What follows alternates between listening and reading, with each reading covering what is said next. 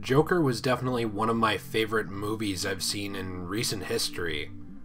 I think it really is a masterpiece of a film. I understand that no movie is actually perfect, and people's opinions are going to vary wildly on this one. I think especially if you're trying to drag any kind of political view into the movie, it might affect whether or not you like it or not, which is what we've really seen from film critics who have done that, and it's made the movie polarized.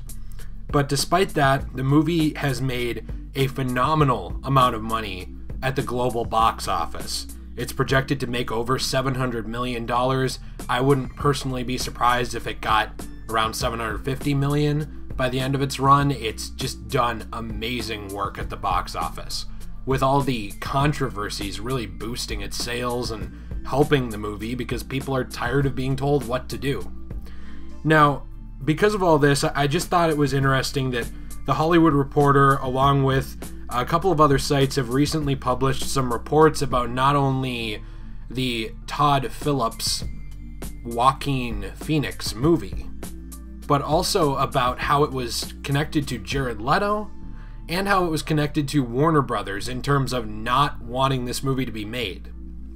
Now, there's a few different reports on this. The Hollywood Reporter put up a pretty in-depth piece on it, which I definitely think that you should check out, and there's going to be a tiny URL link to in the description, but I'm also going to give you the TLDR to just kind of talk about it. Now, apparently Jared Leto had tried to get the film to not exist. This is what The Hollywood Reporter was reporting, and I quote, "According to sources familiar with Leto's behavior, when the Oscar-winning actor learned of the Phillips project, he not only complained bitterly to his agents at CAA, blah blah blah, to call the leader of Warner's parent company. It's unclear whether it was Time Warner's Jeff Bewkes or AT&T's Randall Stevenson, depending on timing. The idea was to get Warner to kill the Phillips film." Now, they go on to say, though, that a source in Leto's camp actually denies that. So, to me, this is weird. The story is weird. I think it's kind of a story that's a he said, she said, but in this case, I guess it's a he said. And everyone is declining to comment on it. Not only did Azoff decline to comment on it, who had reportedly represented Leto, but also Warner Brothers declined to comment, and that kind of, to me, makes it just look like that happened. I mean, if it didn't happen, isn't it easy enough to just say, hey, this didn't happen, stop reporting on rumors?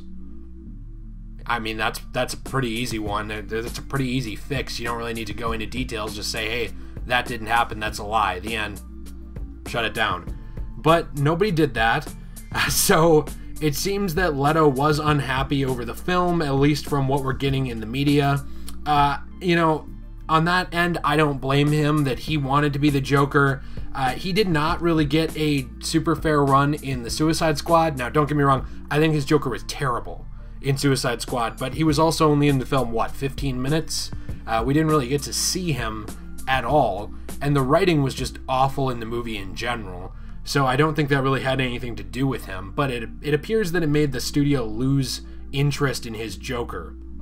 What I really want to talk about, though, that I think is not understandable, because the Leto thing is understandable to me if he did this. Do I think it's a little petty? Sure. But I bet he felt like he didn't have a fair shot at the character. He wanted to play this character. Warner Brothers had been acting like they were going to give him a solo movie, and all of a sudden he's just cut out of this. I get where he's coming from if this happened.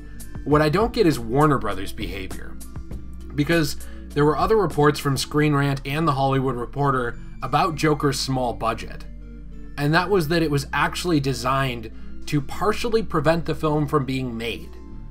The idea was that on a budget of that size, $50 to $55 million, that how could you make a big Joker movie? How could you make a movie that would draw in crowds, that wouldn't feel cheap, that wouldn't feel like bootleg Joker?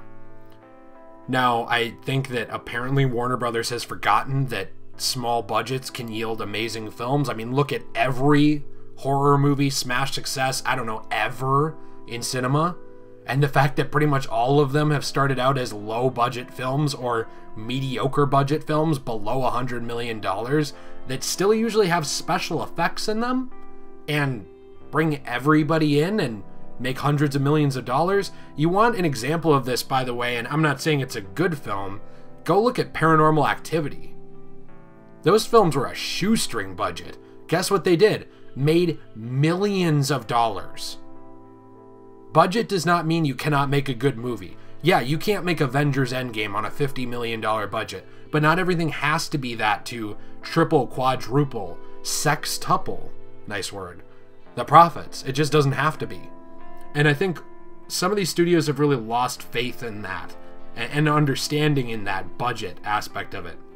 There are other reports on this that there was no need for that budget because, you know, they weren't making a huge comic book movie, but there are sources close to Warner Brothers that were saying that because executives were not actually confident in the direction of the movie and the dark tone, that they didn't want it made.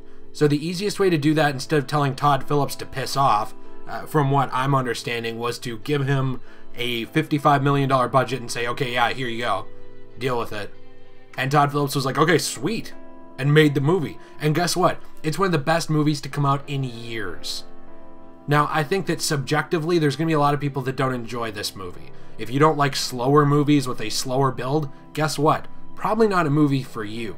But objectively, I think it's really hard to argue that this movie is not well written. Is it perfect? No. Honestly, I don't really think any movie is. For me, the closest is probably the original Blade Runner, the final cut. But I don't think any movie is actually perfect. And Joker, it's a smash success. Warner Brothers really needs to learn to stop interfering with everything, to just let their filmmakers make something. You know,